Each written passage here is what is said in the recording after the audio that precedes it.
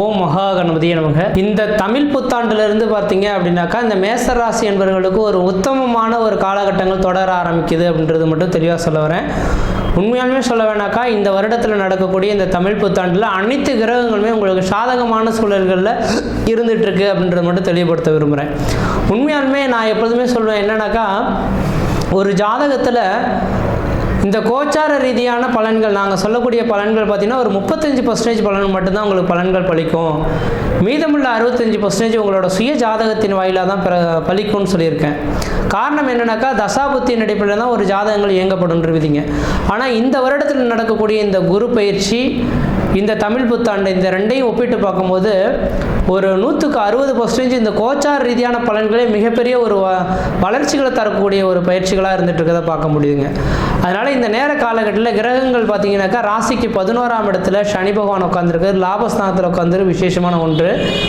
அதே போல் உங்கள் ராசிக்கு 9ஆம் அதிபதினு சொல்லக்கூடிய கிரகமானது ராசிக்கு 2ஆம் இடமான குடும்பஸ்தானத்தில் வந்து உட்காந்துருக்கிறது, பாக்கியாதிபதி குடும்பஸ்தானத்தில் உட்காந்துருக்கிறது மிகப்பெரிய ஒரு விசேஷமான ஒன்று அப்படின்னு சொல்லலாம்.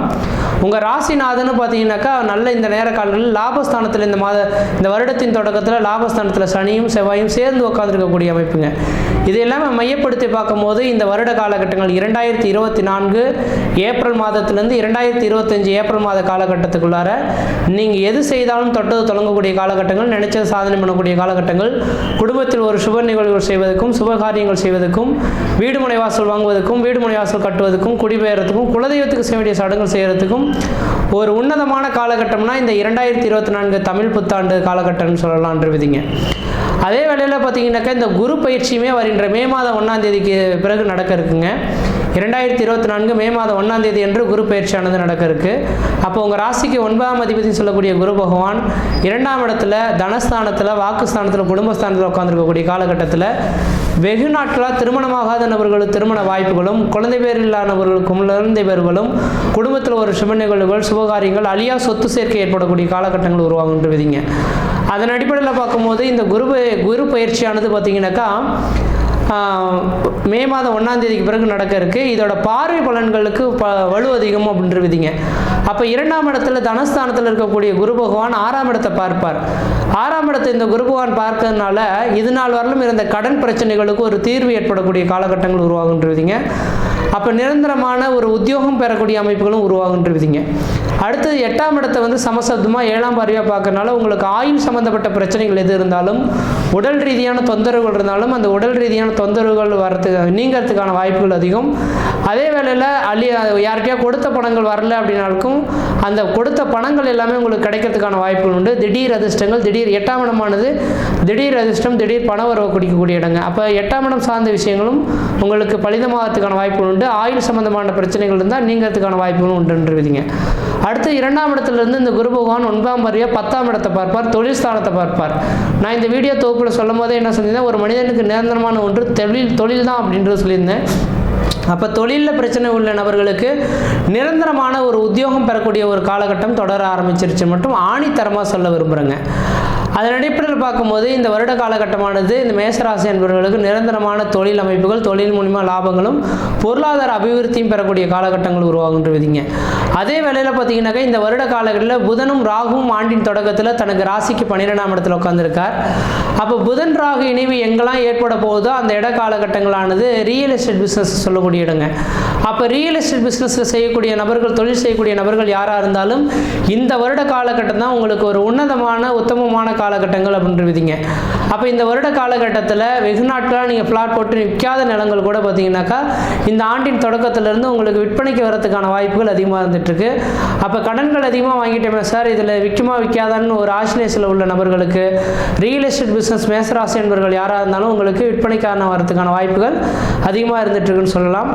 அதே வேளையில் பார்த்தீங்கன்னாக்கா இந்த வருடத்தில் ராஜாவாக வரக்கூடிய கிரகம் செவ்வாய் பகவானாக வராருங்க.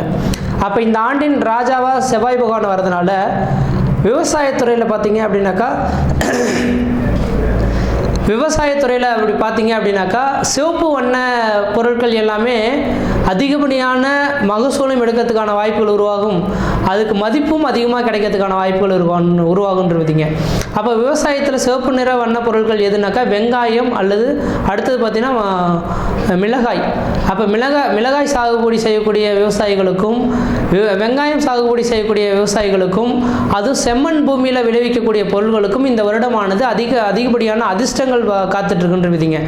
அப்போ செம்மண் பூமியில் விளைவிக்கக்கூடிய எல்லா பொருட்களும் அதிகமான விற்பனைக்கு செல்றதுக்கான வாய்ப்புகள் உருவாகும்.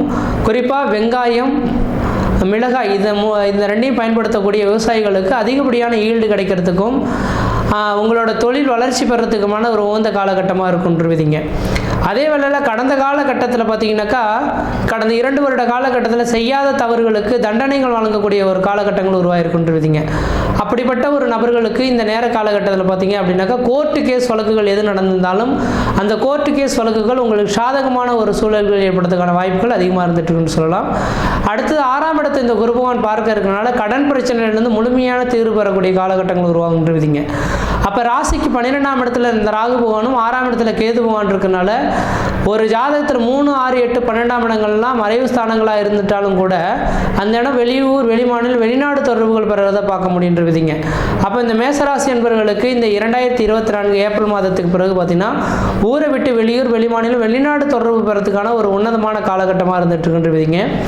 அடுத்தது பார்த்தீங்கன்னாக்கா இந்த குரு பகவான் குடும்பஸ்தானத்தில் வந்து உட்கார்ந்ததுனால குழந்தை பேர் வெகு நாட்டில் குழந்தை பேர் இல்லையேன்னு காத்திருக்கக்கூடிய ஒரு நபர்களுக்கு நிரந்தரமான குழந்தை பேர் பெறக்கூடிய ஒரு காலகட்டமாக இந்த வருட காலகட்டங்களானது இருந்துகிட்ருக்குன்றதுங்க. சார் நாங்கள் போகாத கோயில் கிடையாது, வணங்காத தெய்வங்கள் கிடையாது, எல்லா கோயிலுக்கும் போயிட்டு வந்துட்டு சார், குழந்தையே தரிக்க மாட்டேன்னுது, ஆனால் ஜாதக ரீதியாக செக் பண்ணி பார்த்தாலும் அதுக்கு எந்த விதத்தையும் தோஷங்கள் இல்லைன்னு சொல்கிறாங்க. எங்களோட ஜாதகம் உண்மையாக பொய்யா, இந்த பலன்கள் சொல்கிறதெல்லாம் உண்மையாக பொய்யா அப்படின்னு எண்ணக்கூடிய நபர்களுக்கு தெளிவாக சொல்ல பாருங்க, உங்களோட ஜாதக ரீதியாக உங்களோட சுய ஜாதகத்தில் இருவருக்கும் புத்திர தோஷங்கள் மட்டும் இல்லாமல் இருந்திருந்தால் வருகின்ற 2024 ஏப்ரல் மாதத்திலிருந்து 2025 ஏப்ரல் மாதத்துக்குள்ளார ஒரு ஆண் புத்திரம் தரிக்கிறதுக்கான வாய்ப்புகள் மேசராசி என்பவர்களுக்கு மிகவும் பிரகாசமாக இருந்துட்டு இருக்குன்னு சொல்லலாம். அதே போல் பொருளாதாரத்தில் பின்தங்கி இருக்கக்கூடிய இந்த மேசராசி என்பவர்களுக்கு பொருளாதார வளர்ச்சிகள் மேலோங்கிறதுக்கான ஒரு காலகட்டமாகவும் இந்த வருட காலகட்டம் இருந்துகிட்ருக்கு. இந்த குரு பயிற்சியும் அதுக்கு சாதகமான ஒரு சூழலை ஏற்படுத்துன்றதுங்க. அப்போ ஜென்மத்தில் கடந்த 2023 காலகட்டத்தில் ஜென்மத்தில் குரு இருக்கக்கூடிய காலகட்டத்தில் சீதையை பிரிந்த ராமன் போல வனவாசம் செல்லணும்னு சொல்லுவாங்கன்றதுங்க. அதன் அடிப்படையில் பார்க்கும்போது இந்த மேசராசி என்பவர்களுக்கெல்லாம் ஒரு நிரந்தரமான வேலை இல்லாமல் ஊரை விட்டு வெளியூர் வெளிமாநில தொடர்புகள் குடும்ப நிம்மதி இல்லாத ஒரு அமைப்புகள்னால தெரிந்திருப்பீங்க.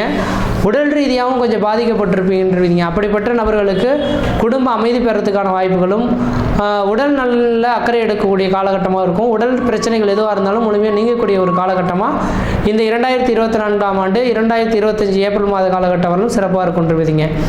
அதே போல் பார்த்தீங்கன்னா வேலை இல்லாத நபர்களுக்கு நிரந்தரமான வேலை வாய்ப்பு. ஏன்னா 10ஆம் இடத்தை வந்து குரு பகவான் பார்க்கறதுனால எனக்கு வேலையே இல்லைன்னு சொல்லக்கூடிய நபர்களுக்கு ஒரு வேலை 2024 ஜனவரியிலே தொடங்கி இருக்கும்.